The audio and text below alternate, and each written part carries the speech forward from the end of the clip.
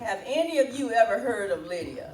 Yeah. Amen. Amen. Lydia is in the New Testament, and you can find her in the book of Acts, the 16th chapter, verse 9 through 15. So if you will, go there. Amen.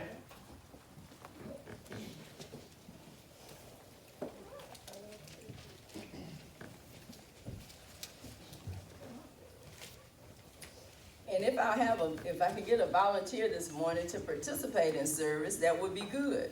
And read Yeah. Acts 16. Acts the 16th chapter, verse 9 through 15. And a vision appeared to Paul in the night. A man of Macedonia stood and pleaded with him, saying, "Come over to Macedonia and help us." Now after he had seen the vision, immediately we sought to go to Macedonia, concluding that the Lord had called us to preach the gospel to them. Therefore, sailing from Troas, we ran a straight course to Samothrace, and the next day came to Neapolis. Okay. And from there to Philippi, which is the foremost city of that part of Macedonia, a colony. And we were staying in that city for some days. And on the Sabbath day, we went out of the city to the riverside, where prayer was customarily made. And we sat down and spoke to the women who met there. Now a certain woman named Lydia heard us. She was a seller of purple from the city of Thyatira, who worshiped God. The Lord opened her heart to heed the things spoken by Paul. And when she and her household were baptized, she begged us, saying, "If you have judged me to be faithful to the Lord, come to my house and stay." And she constrained us. Now it happened as we went to prayer that a certain slave girl possessed with the spirit of divination met us, who brought us her masters much profit by fortune telling. Who brought the masters much profit by fortune telling. That's good. Okay. That's good. Thank you, Sister Jeter. From what Sister Jeter just read in this passage, we're going to talk about a successful career woman, a woman with a deep conviction for God, and a woman converted and committed in Christ. How many of you women in the congregation work?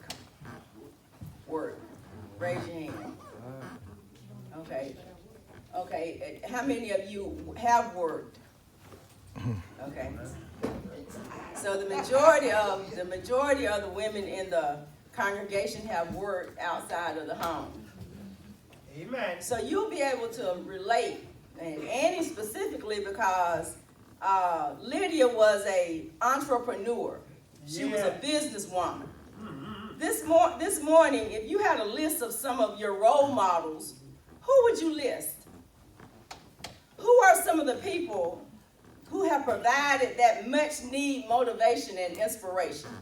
Oh, yeah, gee. The dictionary defines a role model as a person whose behavior, example, or success is such that others want to emulate them. People look at how they've lived and how they're living, and it provides them some extra incentive and encouragement to want to be like them. Oh, yeah, gee. It's interesting to look at who some of the role models have been over the years. I was talking with Dr. Kenneth Evans yesterday. He's a family member of my sister.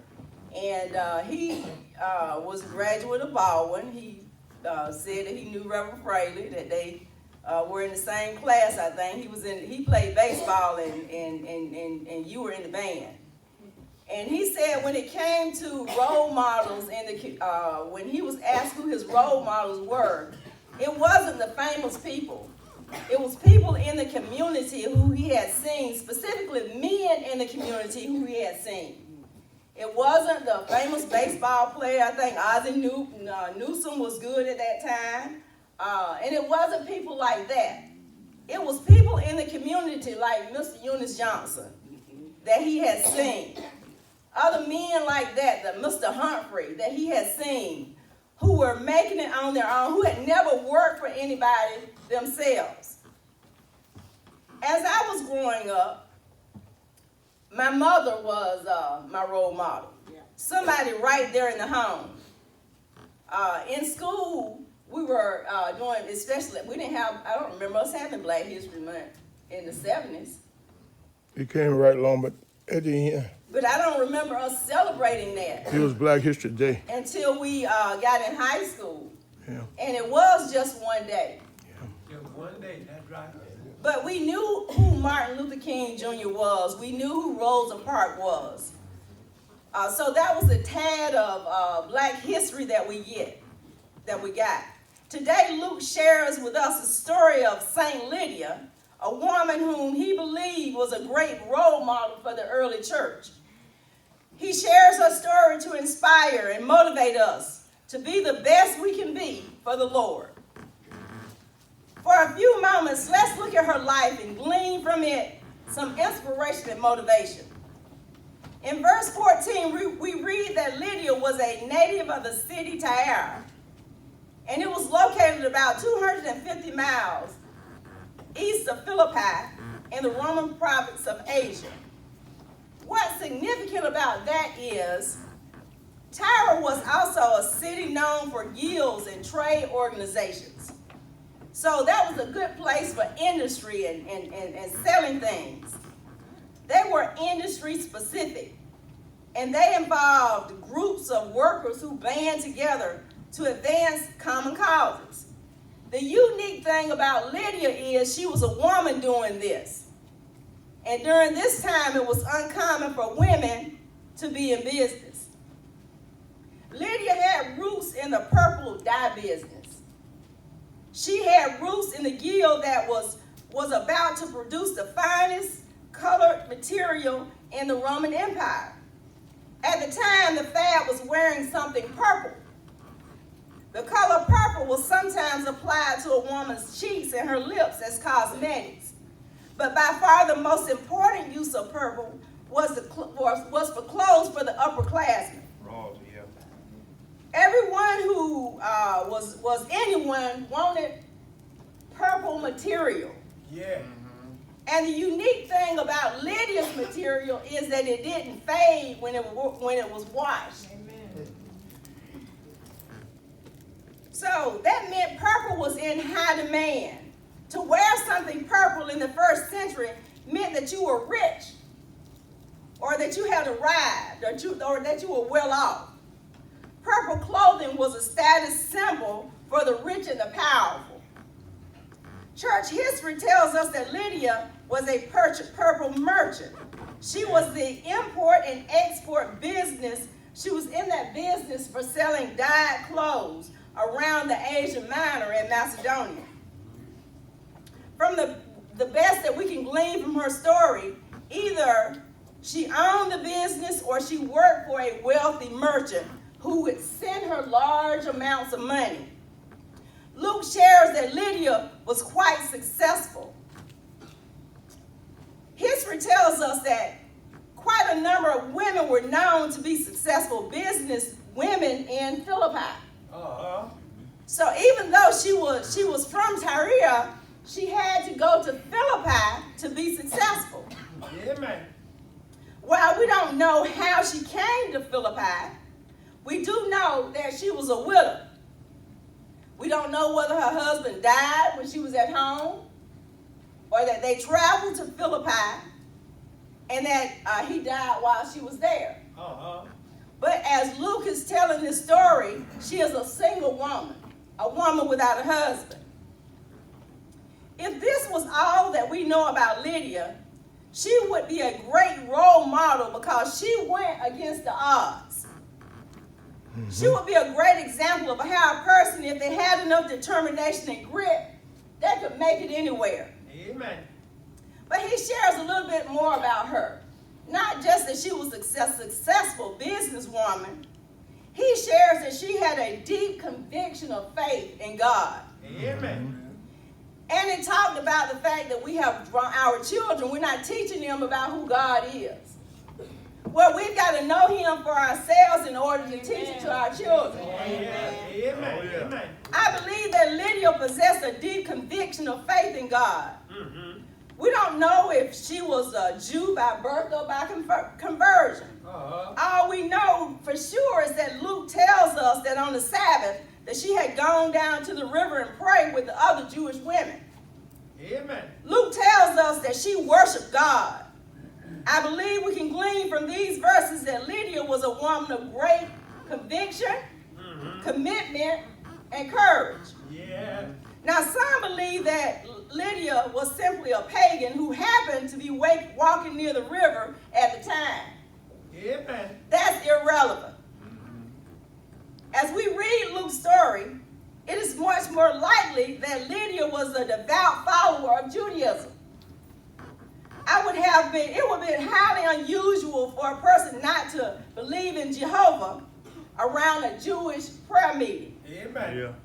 So she had been fast at work, importing and exporting her products, but the money wasn't the most important thing to her. Sometimes we sell success and career and education more than we sell God. And that's the message that our children hear. We give them the material things minus the spiritual things. Amen. Matthew 6:33 tells us to seek ye first the kingdom and its righteousness. Yeah. And then these things will be added. All right. Come You on. see, we're missing some things. Yeah. In 2 Chronicles 7:14, he's saying, if my people who are called by my name, Right. if my people who are called by my name will do what? Humble themselves and pray and seek my face. He will hear from them then. So God has already given us what we need. Yeah. And there's a clock in that basket that you have. And that clock has a significant meaning. It's our time to claim back our children. Yes. But we've got to position ourselves first in order to claim them back. If they are not seeing us follow God, it's going to be hard for us to teach them to follow God. Right. If they're not seeing us pray, it's going to be hard to teach them to pray. That's right. Amen. Because, see, our actions speak louder than our words. Right. Yeah. When I was younger, Mama said, don't do what I say, don't do what I do, do what I say. But it was the actions that line up with the word that we define as integrity. I'm not saying that our parents didn't have integrity, but what I'm saying is the children today will call you on that. Oh, yeah. Amen. We wouldn't say anything because we knew better. Right. But we're dealing with a whole different generation. Amen. So our precept and our concept have to align. The world has snatched them away. Yeah. Technology has snatched them away. Yeah. Amen. But at the end of the day, we are the ones funding it. Right.